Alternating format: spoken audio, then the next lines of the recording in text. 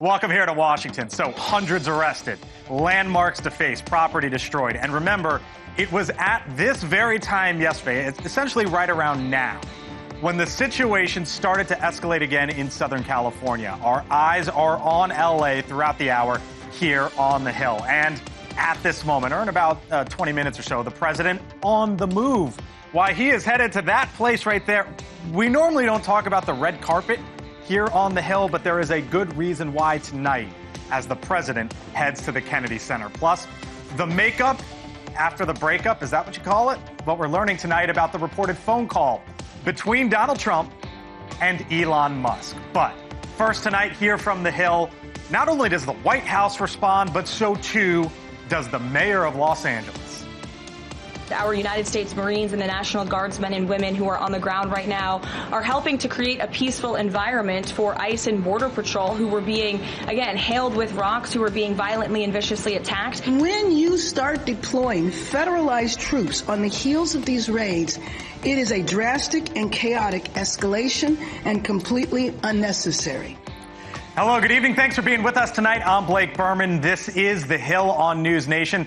Congresswoman Nancy Mace set to join us here in a moment, but we begin tonight once again on the streets of Los Angeles, and the very latest on the ground there are Nancy Liu live tonight in LA once again. Nancy, it was basically this time last night where you said to me, hey, Blake, I'm starting to notice things. It's starting to pick up. And you were on it, bang, within, 10, 15 minutes we saw that. What are you seeing? What are you hearing tonight, Nancy? A much different scene right now. You can see the traffic behind me. It is open in front of the Federal Detention Center, but you can see also about 50 to 75 demonstrators. And look, we've got a California Republic flag. We're seeing American flags. I see one Mexican flag in there, but for the moment, the American and California flags actually outnumber Mexican flags. From time to time, we do see federal vehicles pulling into the loading dock, and, the protesters will yell. But Blake, using yesterday as a barometer at this hour, a far different scene, because this, street shut down, 50 to 100 people at this hour taken into custody yesterday. But a far different scene right now. It remains to be seen whether this is going to hold, because we know LAPD is nearby. They're at both corners. They're keeping an eye on this crowd because and if they cause a closure, it could quickly escalate into what we saw at this hour yesterday, Blake. So we're keeping an eye. Our Nancy Liu live tonight once again on the streets of L.A. Nancy, as any events warrant, will come to you throughout the hour. The Los Angeles Mayor, Karen Bass, held a press conference this afternoon, and she is calling for the ICE raids to end. I want to speak to the president, and that I want him to understand the significance of what is happening here. And we all stand in support and solidarity and call for the raids to end. But as the scene continues there in Los Angeles, the demonstrations igniting protests, in some cases riots as well. And in several major U.S. cities, they're picking up from L.A. These are just a few of the scenes. New York, Denver, Chicago, Baltimore as well. There have been more than about 350 arrests nationwide. Los Angeles and New York City accounting for the majority, of course. The White House press secretary, Caroline Leavitt, gave a quote-unquote unequivocal warning from the podium today. Let this be an unequivocal message to left-wing radicals in other parts of the country who are thinking about copycatting the violence in an effort to stop this administration's mass deportation efforts. You will not succeed. Earlier today, the South Carolina Congresswoman Nancy Mace and her colleague from Texas, Congressman Brandon Gill, co-introduced what's known as the Lawless Cities Accountability Act. That bill would withdraw federal funds from cities like Los Angeles that are, quote, lawless jurisdictions that are refusing to accept help from federal law enforcement. The Congresswoman from South Carolina, Nancy Mace, back with us once again here on the Hill. She's also a member of the Oversight Committee. Congresswoman, thanks again for being back with us tonight. I wonder if you've heard from the president or heard from Mike Johnson, the House Speaker, about your bill. If so, what have they told you? No, we have not yet heard about the bill yet. It just got filed this afternoon, and we're looking for co-sponsors. But this is part of Trump's America First agenda. If you are a sanctuary city who wants to defund the police, side with rioters, and refuse help from President Trump, then you should not receive a single dollar from the American taxpayers. And I want to add to your monologue at the beginning there, it wasn't just rioters. I mean, we saw violence. We saw fires, cars lit on fire. There was a dead body in the middle of looting. I mean, this was very violent and scary, and I am very concerned about duplicates and copycats coming up this weekend. I was speaking to one of your colleagues, a Republican from the other side of the country, there in California, Jay Obernolte. He's a Republican, as I mentioned. And I asked him, Congresswoman, I said, are you worried about possibly the White House or the administration pulling funds from California, which is essentially sort of one of, I guess, a premise of your bill? Here's what he said to me, and I want to get your reaction on the other side. Okay. I point out that we have more Republicans in California than any other state in the country. So, don't lump everyone in California in with the actions of a few leaders. There were 1.18 million voters in Los Angeles County for Donald Trump in 2024. 1.48 million in all of South Carolina, Congresswoman. And the reason why I bring it up is because you heard Jay Obernolte there say, don't harm Republicans. And if you pull federal funds from Los Angeles, in a way, are you potentially harming those many, many voters who voted for the president?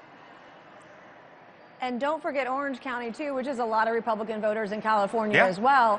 But this is about law and order, and we have to have pieces that we can negotiate with. You have to threaten sometimes, because you just saw Mayor Karen Bass in L.A. saying, stop the raids, stop deporting criminal illegal aliens who are here. And that's not an option. That's not an answer. And so we have to use the tools in our toolbox to ensure that our mayors and our governors, like Gavin Newsom, are following the law in this country. Because if we don't have laws, we're not a country at all. If we don't have a border, we're not a country at all. And we're seeing Democrats across the country try to sow chaos. They want illegals to vote. They want it to crush the system so that we don't have a real country. And that's why you're seeing so many Democrats fleeing the Democrat Party, because the Democrat Party has become this. They are the party of violence.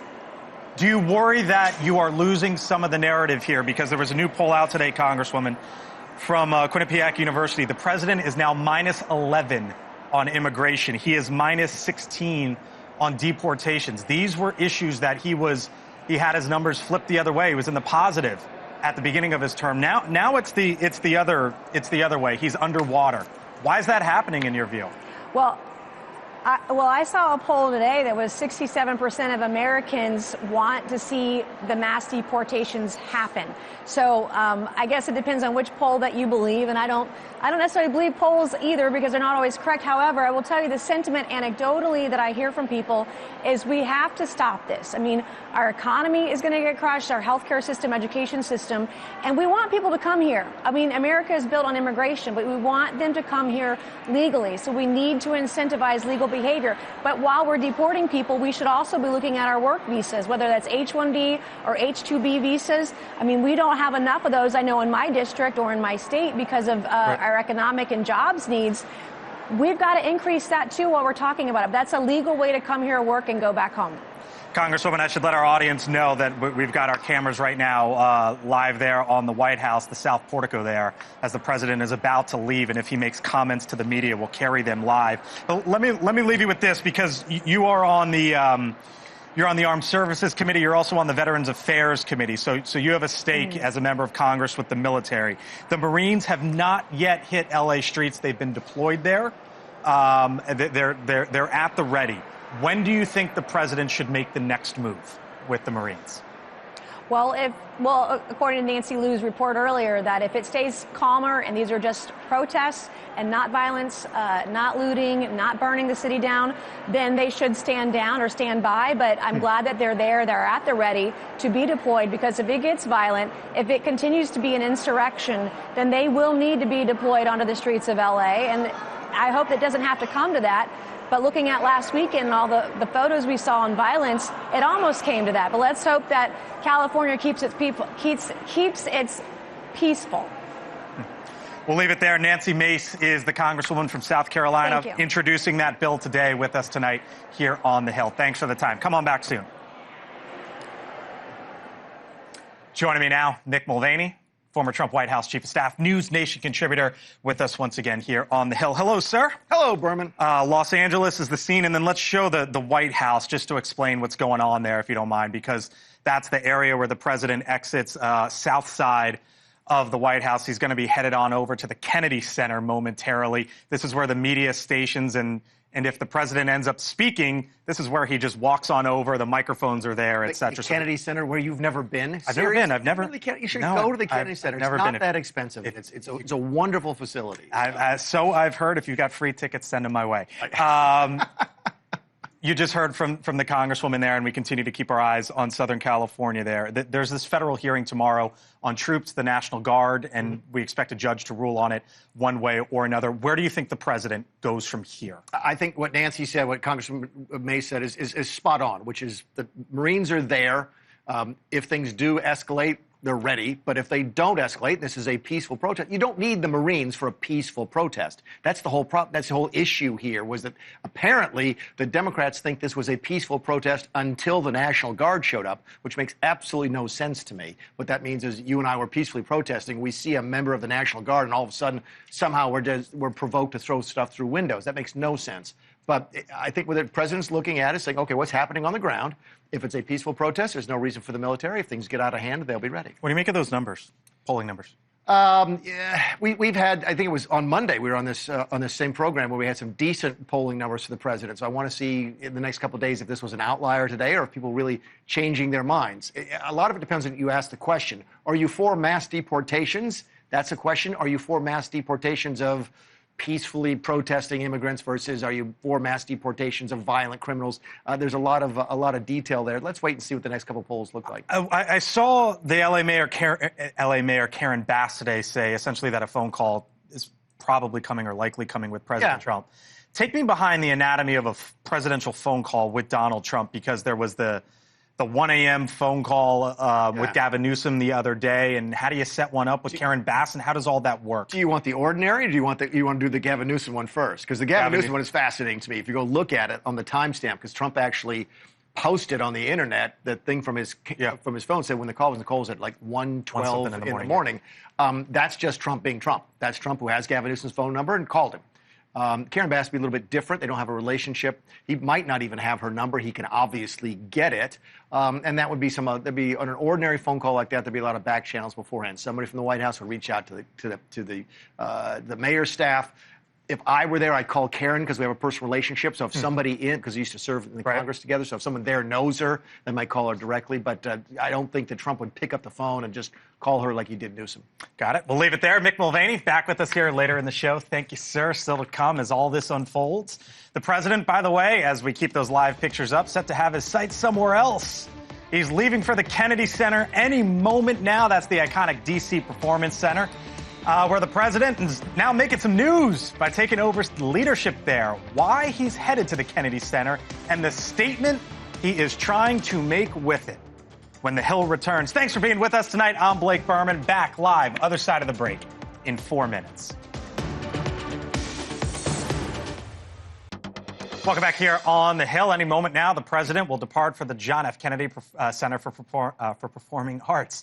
He's scheduled to attend the opening night of the musical Les Mis. The Kennedy Center is a performing arts institution here in Washington, right on the Potomac River there, just sort of next to the Lincoln Memorial, about a 10-minute drive or so from the White House. It's named, of course, after the late president, honoring his commitment to the arts by hosting more than 2,000 performances annually. Now, after returning to the White House, President Trump did a complete overhaul of the Kennedy Center. He fired the center's board of trustees, named himself chairman as well.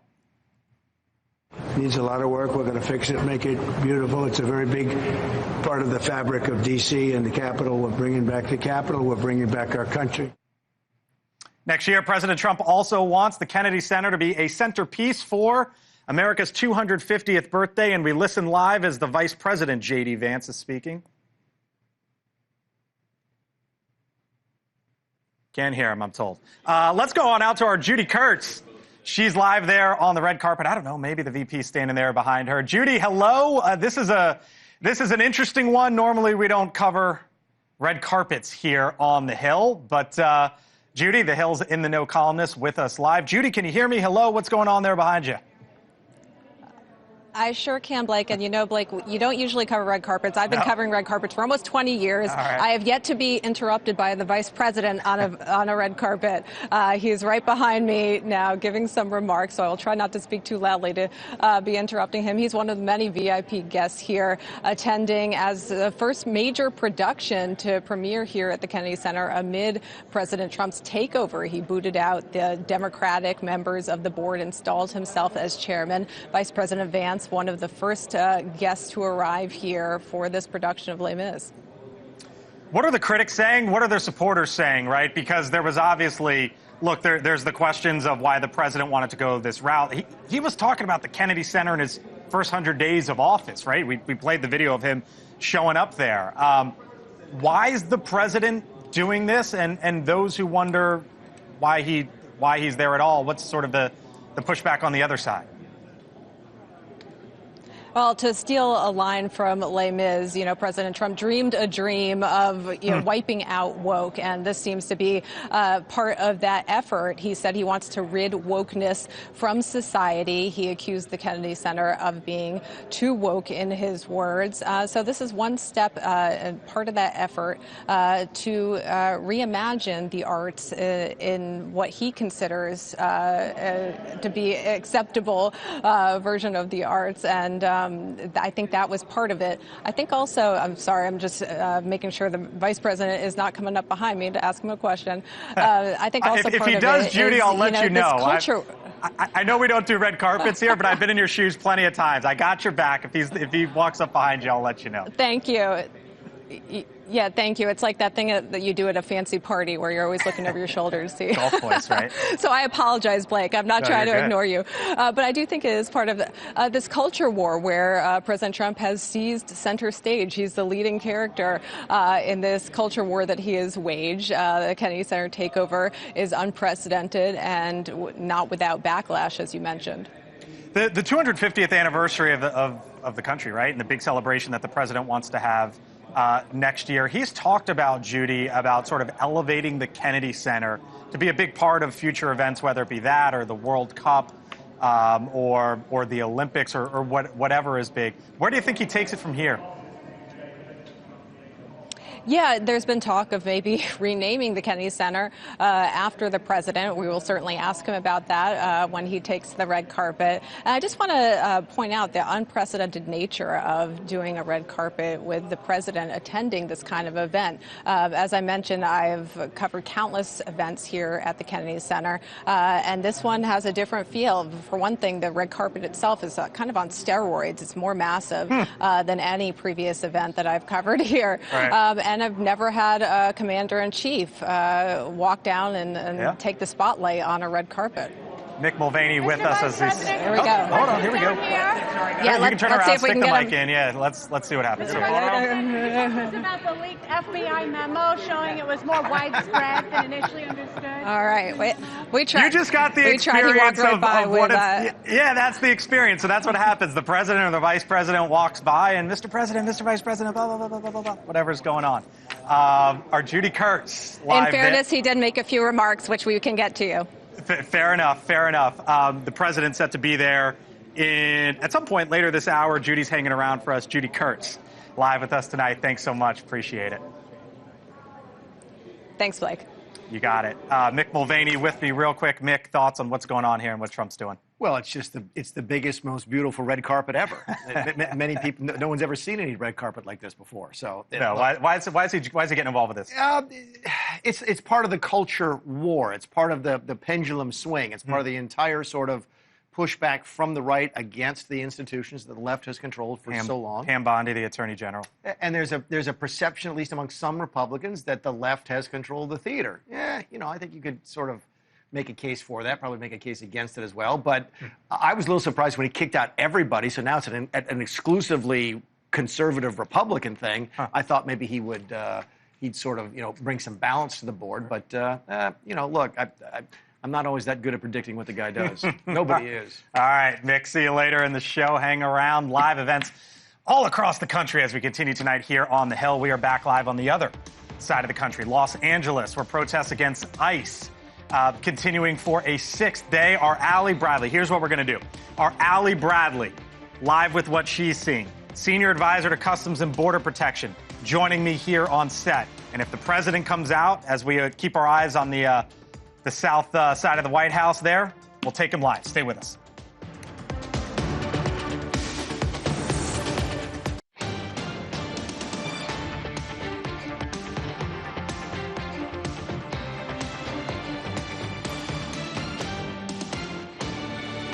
Six thirty here on the East Coast. President of the United States just leaving the White House. Mark, did you tell me he was talking? I'm told that he made some very brief comments. When we have those, we'll try to turn them around here on the Hill. The president en route now to the Kennedy Center. But, of course, the backdrop here is this. The anti-ICE protests across the country this week, from L.A. to Chicago, down to Atlanta, up to New York as well. More protests scheduled, we are told, in the coming days. But the White House standing firm. The press secretary, Caroline Leavitt, giving an update on how many illegal immigrants the administration has been able to arrest as it relates to Los Angeles.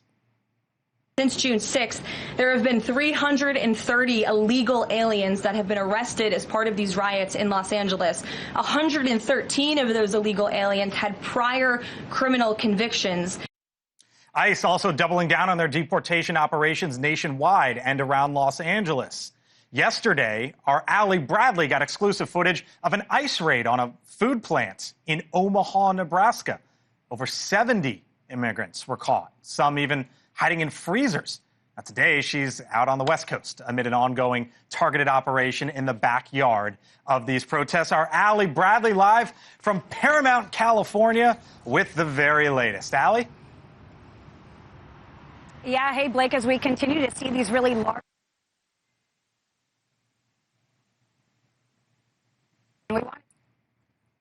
Allie's mic down when Allie comes back. Is she with us? We'll get back to Allie Bradley if we can when her microphone gets there. We'll get back to Allie. With me, though, Ron Vitello is a senior advisor over at Customs and Border Protection. Once again with us here on the Hill. Nice to see you. Thanks for inviting me. Things ebbing and flowing. So thanks for being with us. Where, as the scene in California unfolds and in Los Angeles unfolds, here was a post from the LA Mayor Karen Bass. Just today. She said, let me be clear. Chasing people through a Home Depot parking lot does not make Los Angeles safer. What would you say to the mayor as it relates to concerns of whether it be Home Depots or other businesses and going there to deport immigrants? Is she suggesting that L.A. was in perfect working order until ICE started the largest deportation effort ever contemplated in the United States? Those agents were there for targets that are people that were here in the country illegally and have committed heinous crimes against the citizens of Los Angeles.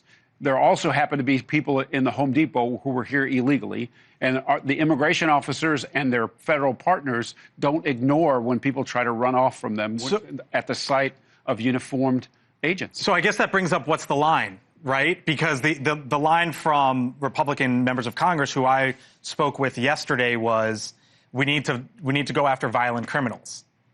Not everyone being picked up here is a violent criminal. What's the line? That's correct. 77 targets were initially sorted on Thursday, and then along the way, we see what ICE calls collateral arrests that are going to happen. Immigration officers, when they find somebody that's in the country illegally, they've broken the law, and those agents are going to arrest people who are in the country illegally. There was a pastor at the Christian church in Downey.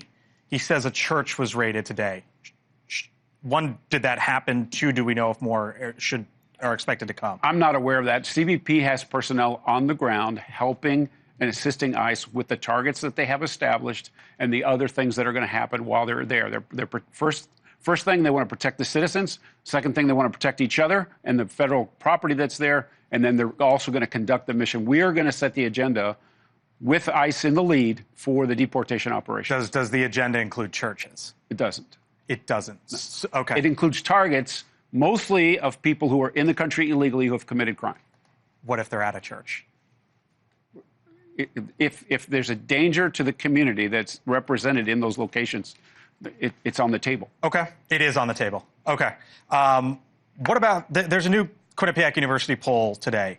The president, they polled about immigration. He was -11 on immigration, -16 on deportations. Do you worry that this issue, which was a plus for the president out on the campaign trail and at the beginning of the administration, has flipped? Well, I would just ask people to remember how angry we were when over 10,000 people were coming across the border unchecked, the huge open border under Joe Biden. 10,000 people a night with no controls whatsoever. Every system was overwhelmed. I want people to remember how angry we all were when we saw those images. And now this is the result of that. There has to be a reaction.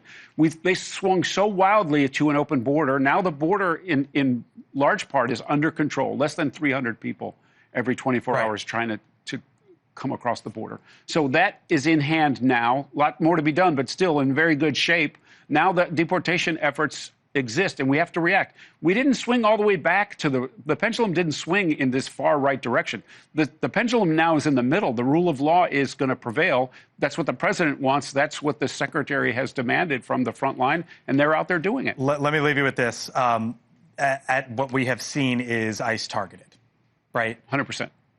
And when it comes to recruitment and it comes to retention of officers, what are you seeing at this point in time? Well, at CBP, we're seeing record numbers of people in the pipeline for applying. The recruiting is going better than it has in Do you worry probably this jeopardizes that folks might say, I don't know now? I don't believe so. I think what we're seeing in the military and what we're seeing on the front line and law enforcement in general, you have a president in the White House, Donald Trump, that is enthusiastic about law enforcement agents having the tools that they need to protect us. All right. We'll leave it there. Ron Vitello is a senior advisor over at Customs and Border Protection. Thanks for coming in. Nice to always see you. Appreciate it. Allie Bradley back with us live. Microphones all worked out. Paramount, California. Allie, hello once again. Tell me what you're seeing there. Yeah, hey, Blake. So, of course, we see the nation watching all of these really large-scale enforcement operations that are unfolding. But there are also agents and officers who are targeting these criminal illegal immigrants. We've been out with Border Patrol all afternoon today. We're going after a very specific target. This individual, he's actually twice convicted of lewd acts against children under the age of 14. He actually is convicted of grand theft auto. He's also has a prior removal order as well. So he has a lot of charges against him, and he is what Border Patrol is calling the worst of the worst. Take a listen. Anytime you hurt a child, especially a sexual assault like that, I can't think of anything worse than that. 100% we're optimistic. I'll just say this, we know exactly where he's at, and it's just a matter of time. And we can confirm here tonight that Border Patrol actually moved their command post from the downtown area because it just was not safe. So they've moved to a location that we're not going to disclose to allow them to maintain that level of safety. But where they were, Blake, they were basically in an underground area with one way in and one way out. So they were essentially sitting just as targets. You just talked with Ron Vitello about that specifically. Now, this individual that we went after today, he is still not in custody. David Kim, though, he says they're optimistic. They know where he is. But it really underscores the challenges that they're facing here. These criminal targets, they're not easy to find. It's not low-hanging fruit here, Blake. They have to actually sit on them. They have to do recon on this. This takes time. So these criminal illegal immigrants, it is a process. It is not an easy roundup like what kind of people are protesting right now, Blake. Our Allie Bradley live tonight in Paramount, California. Allie, thanks so much. As we continue tonight here on the Hill, we are awaiting for the president over at the Kennedy Center. He just left the White House. If it were you and I at 6:30 midweek, it'd probably take about 15 minutes or so to get there. But we don't have the luxuries of the beast and no traffic, so we expect him to show up any moment now. When the president steps to the red carpet, you will watch it live with us here on the Hill. Stay with us. We're back in 4 minutes. Bill O'Reilly on Cuomo. Bill, what am I saying that you don't like? Everything. America's favorite sparring duo with TV's liveliest, most honest debate. You were right in your analysis. Tonight at 8, 7 Central, only on NewsNation. All right, some breaking news here on the Hill. President Trump, red carpet, First Lady Melania Trump. Let's listen in. Bring it back to the highest level, higher than it was ever before. And it's got great sound. You know, the bones are very good. The sound is great. You'll see that tonight. But we look forward to doing a real job. Mr. President. It's a great honor actually to be chairman. They asked me to be chairman. This is great. I have a lot of other things going, okay, but it's a great honor to be chairman. Mr. President, what would you say to... Question from Newsmax. I hope you got a good one. She's got a good one. I'll bet she does. Okay. Mr. President, what would you say to Democrats who don't want to come here because you're in charge? Well, if they need it, we're going to be there, absolutely. If we weren't there, if we didn't bring in the National Guard and the Marines, you would probably have a city that was burning to the ground, just like it was a number of months ago with the housing. You would have had a big problem there. We weren't there. In fact, the police chief said so much. If you look at what his statements were, he said, we're very lucky to have had that. If we weren't there, that city would have been burning to the ground, would be burning right now. Mr. President, what do you think of actors who are thinking about boycotting tonight? Summer of unrest, what are you prepared to do, sir? About what? If this turns, well, the protests have spread now to 16 cities across the U.S. Well, I don't know. That's what you're saying. Do I believe you? I don't think so. Well, I got that. I can tell you that what we have is a situation in Los Angeles that was caused by gross incompetence. They didn't have the police to handle it. The police were asking us to come in. They were very late. We had to go in to save a lot of ICE officers, as you know, who were held up. They were holed up in a building, and they were being attacked. And the military went in, the National Guard went in and got them. The police weren't able, unfortunately, to move fast enough, but we moved fast enough. And while we were there, we stayed there, and we stopped tremendous destruction and death. We stopped the death. We stopped a lot. And if you look at them cutting up and breaking up the sidewalk and getting it and using it as a weapon, did you see that with the curb? Where they're breaking up the curb, nice curb, and they break it up with a hammer because they couldn't get the bricks in. You know, they got caught with the bricks. We have them under arrest. They were bringing bricks in to throw at our police, to throw at our National Guard, and to throw at people. And they couldn't get them in because we got them. And after we got them, they went and took a big hammer and started breaking up the concrete sidewalk and curb. And they were handing it out to people to throw and drop on cars. You saw what they did, the damage. So if you don't do something about that, there's something very wrong. We are going to have law and order in our country. Thank you. Mr. President, what are potentially boycotting tonight? Who is? It's been reported that some actors may be boycotting tonight. I couldn't care less, honestly. All I do is run the country well. The economic numbers, you saw them today, they're setting records. We took $88 billion in tariffs in 2 months, far beyond what anybody expected. There's no inflation. People are happy. People are wealthy. The country is getting back to strength again.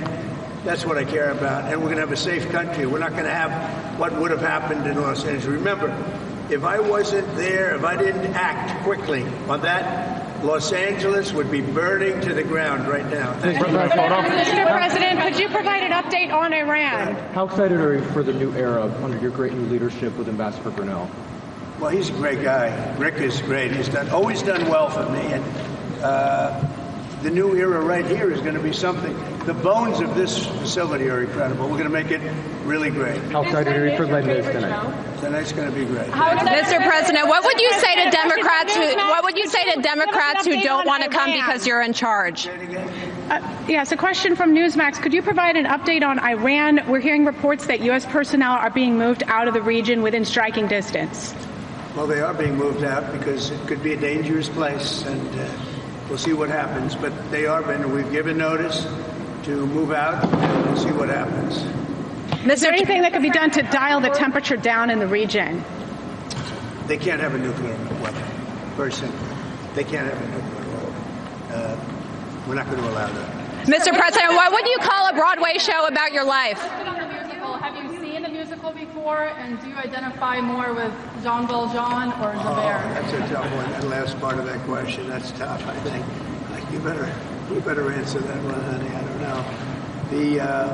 I've seen it. We've seen it a number of times. It's fantastic. I thought it was just about our first choice. So that's what we got. And we have others coming. Other great ones are coming.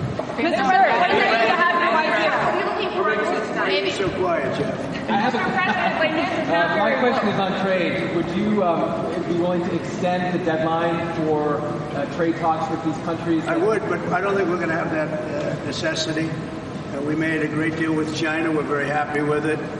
We have everything we need, and we're going to do very well with it, and hopefully they are too. That was a very big one. As you know, we did with the UK, and I tell you what, we're rocking in terms of deals. Now, at a certain point, we're just going to send letters out, and I think you understand that, saying this is the deal. You can take it or you can leave it. You don't have to use it. You don't have to shop in the United States, as I said. So at a certain point, we'll do that. We're not quite ready. We're dealing with quite a few countries, and they all want to make a deal with us, every one of them. Who's next? Who are you expecting to get a deal with next? Well, we're dealing with Japan. We're dealing with South Korea. We're dealing with a lot of them. We're dealing with about 15 countries, but as you know, we have about 150 plus, and you can't do that. So we're going to be sending letters out in about a week and a half, 2 weeks, to countries, telling them what the deal is, like I did with EU. And are you happy with the EU right now? You were unhappy with them about 10 days ago. Well, I'll let you know in about a week. They do want to negotiate, I will say that. What does it mean to have a first lady here? Governor Newsom? Brian, I'm glad you're here. Glad to be here. What does it mean to be here tonight? Now this is under administration, bringing class back, golden era of peace. We have a golden era here in the country. You see the trade numbers came in today. They're fantastic. The deficit was cut in half over a period of 2 months. We cut what they tried to destroy our country. They were destroying our country. And you saw how good the numbers were. We took in $88 billion in tariffs in 2.5 months. And that we didn't even start yet. No, we're bringing the country back fast. And I'm very proud to have helped Los Angeles survive. Los Angeles right now, if we didn't do what we did, would be burning to the ground. And that's not over yet, you know. These are radical left lunatics that you're dealing with. And they're tough, they're smart, they're probably paid, many of them, as you know. They're professionals. When you see them chopping up concrete, because the bricks got captured, they're chopping up concrete and they're using that as a weapon. That's pretty bad. Thank you very much for your question. You're a New Yorker, you've been to a million theaters. Do you remember your first theater production? Well, a long time ago. I would say maybe it was Cats. Cats. The First Lady, do you remember your first theater production you saw? A Phantom of the Opera. Are you the this year? That was great. We're going to munch on some popcorn and Diet Coke tonight while we watch the... I think so. I think that would be that. Thank you. Thank you very much. All right, we have been watching live, listening live here on the Hill. Thank you for staying with us. 6:50 here in Washington. As you can see there, the President of the United States and the First Lady. We don't normally cover red carpets here on the Hill, but this isn't an ordinary event, I guess. It is the President at the Kennedy Center just down the road from us and taking in the opening night there of Les Mis. And as you just heard there on the red carpet, not asked, who are you wearing, but asked a host of issues for the Commander-in-Chief. Full panel here with me now. Mick Mulvaney, Trump's former Chief of Staff in the first White House, NewsNation contributor. Jonay Wartell is a Democratic strategist. Hannah Brandt, Washington correspondent. And Michael Schnell, congressional reporter for The Hill. Hello to you all. We all witnessed a first together. That's right. How about that? You can ask me who I'm wearing? You're wearing my tie. I know that. I'm wearing a Burman. This is a Burman special. Great. Here was the whole big windup that I had going into this until the president spoke live, and we heard from him, and we'll get to that. But it was, if you think about the two big issues out on the campaign trail, it was one, immigration, and two, the economy. Both of those are playing out right now as the two big stories today. Obviously, what we're seeing in Southern California right now, and then on the economy, inflation numbers coming in, and the president getting he calls it a trade deal, but I would refer to it as sort of a trade truce with China, Mick. Yeah, I mean, it's been a pretty good week from that perspective, right? He's talking about what he wants to talk about. Every president wants to do that. They want to sort of fight on their issues, not on the opposition's issues. Polling data is still a little soft. At least we got some soft polling data for the president here today. Minus 11 on immigration, minus 16 on deportation. He was, but it was plus 11 or 12 on Monday in a different poll that we talked about on the show. So you got to sort of wait and see how it shakes out. But I got to think if you're the president going out tonight, you're thinking this is good. This has been a good week for me. Let's go see the show. It's interesting. You see the president kind of reframing the narrative a bit here, deflecting on what are obvious signs that his administration is not delivering, right? They have not created a narrative that looks like they're really winning on these key issues. And that's why you see their approval sliding on deportations, on immigration. So the president's really doing a little bit of cleanup here, trying to kind of make it look like he's still in charge and that he has a handle on these issues. But even with the talks with China, I mean, this is really a pause and maybe a bit of a pivot, but it's not really a plan, right? And this is really him saving face in front of what have been really not a forward movement with China. So pop it up if we can. The trade truce with China, one of the big stories there. The tariffs. The U.S. maintains 55% tariffs on Chinese imports. China will curb export controls. There's the rare earth minerals, which is of big importance to the president and this country, as Beijing basically controls about 70% of them. They agree to supply to the U.S. And then college students, it will allow Chinese students to attend American universities, Hannah. For the president, on a day in which you have that image out there in Southern California, which he is going to stick on. He also, as we heard him talk on the red carpet, bring up this framework with China. Yeah, and framework is right? That could change. And 55%, that's still high. Yep. The economists I've talked to say we actually haven't seen the impact of tariffs yet. Many of them are on pause right now and are kind of going into effect in a scattered fashion. But they say the second half of this year is when we might feel those. And if Americans start to feel that, I mean, I think that'll have an impact. Where do you think he is tonight?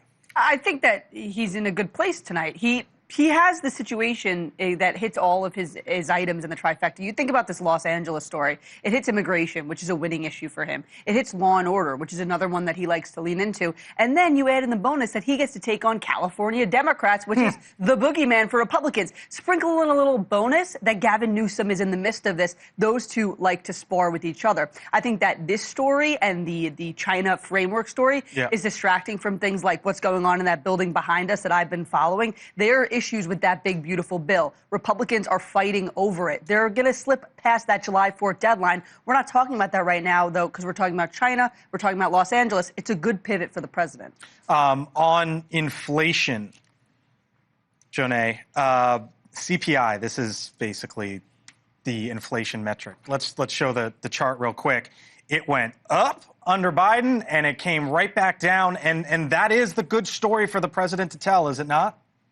Well, I think in some ways, again, there's a narrative to be framed here that, you know, there's been some movement to the president's favor, and I think he's got to take the victory lap while he has it. But you're going to still see some movement here, right? You're going to see new inflation numbers that are perhaps not going to be favorable to the president. So if I'm him, if I'm in his administration, I'm taking the lap while I can get it, right? There's still a lot happening that we have not seen, that American consumers are going to be impacted. The job market's going to be impacted. There's a lot of economic news still yet to come out in this administration.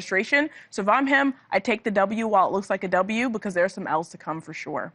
I would have expected inflation to be up. I would have. I think Michael's right that there's still economists out there saying it's off. I mean, it was Hannah who said it's still a couple months off, but I thought it would have been here by now. Maybe you can make the argument it takes a while for it to flow through the supply chain.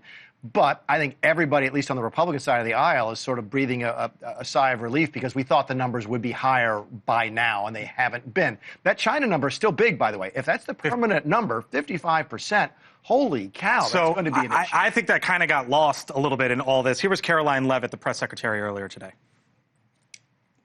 China has agreed to open their markets to the United States separately of this deal. And when it comes to this deal, we're going back to the terms that were agreed upon in Geneva for the release of some of those critical minerals and the magnets from China to the United States. Mick, I was going back and I was looking at the Phase 1 trade deal from the last administration. It was 91 pages, right? A lot different than this today. And to me, the takeaway was the tariffs still stay at 55%. That's a big number. There's a bunch of fun detail in here to sort of dig into, and it sort of gives you an insight as to what's important to the two governments. Yes, we get a permanent tariff. It looks like at 55%. Yes, we get rare earth minerals, which are important to us. What do the Chinese get?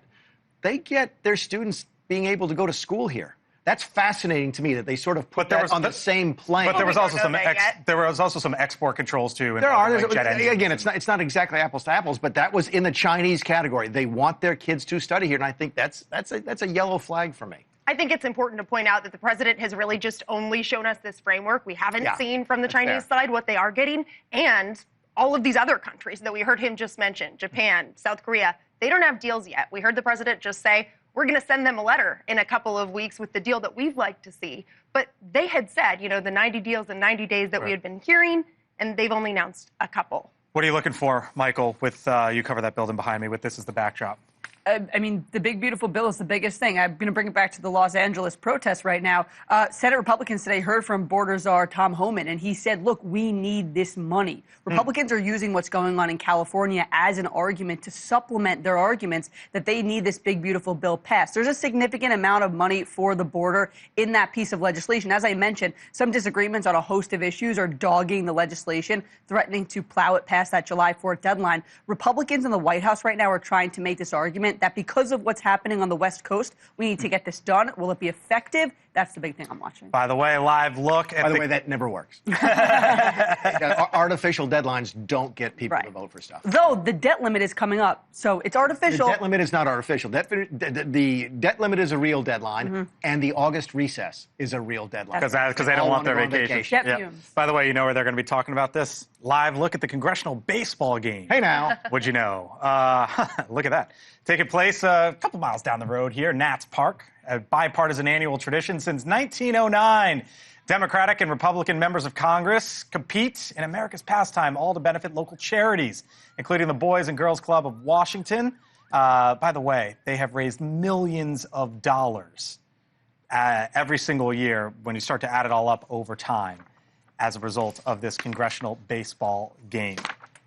You played in this? I did, and you cut out the story about the Democrats trying to recruit big-time baseball players to run for office, which I completely approve of. We did the same thing. John Smoltz, the ex-Atlanta Brave, was thinking about running for Congress back in 2011. We were getting our butts kicked by Cedric Richmond and the Democrats, and we made a strong push to try to get him run for Congress, and he wouldn't do it. This is a blood sports night. It's one of the best nights of the year, if you remember. Adam Wainwright's one of the greatest right-handed pitchers of the last couple decades, and there's a report that the Democrats are trying to, or the Republicans? Democrats trying to recruit him. Thank you all. Got to leave it there. I'm Blake Burman. I'll see you tomorrow.